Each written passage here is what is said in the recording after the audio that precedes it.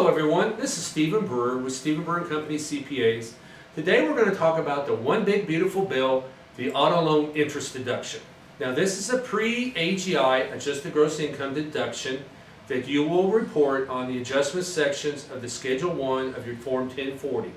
This is just like you do for your IRA deduction, your HSA deduction, etc. Because of all the information that's going to have to be required, I anticipate we're probably going to have a separate form for this. This deduction will be taken in the years of 2025, 2026, 2027, and 2028. Now this vehicle must be purchased after December 31st, 2024 and before January 1st, 2029.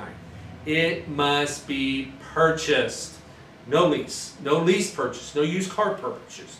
It must be purchased and it must be new, never used, never titled. It must be new titled, and the loan on it must be a first lien loan.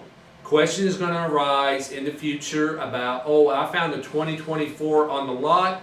It's never been titled. Will that qualify? We will see. We're going to have to wait for the IRS to give us guidance on that. Campers and RVs are excluded from this. You cannot take the write-off for their loan. And this vehicle, and the vehicles that are defined as cars, sedans, SUVs, pickup trucks, they must have a weight of 14,000 pounds gross pounds.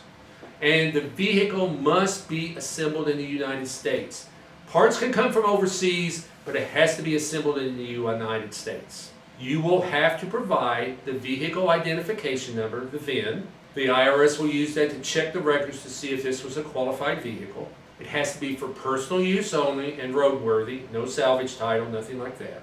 The IRS will have to issue regulations for mixed-use vehicles. That is a vehicle that is used for both personal and business use, to see how we're going to handle this auto loan deduction. The maximum deduction for the interest is $10,000 per year, and that's going to take a pretty expensive vehicle to get close to that. Here's an example. A $150,000 auto loan, first lien, brand new car. You got 7% interest, you're going to pay it off over 5 years. In the first 12 months, the interest on that is $9,677.46. That is the high watermark for interest paid throughout the life of the loan.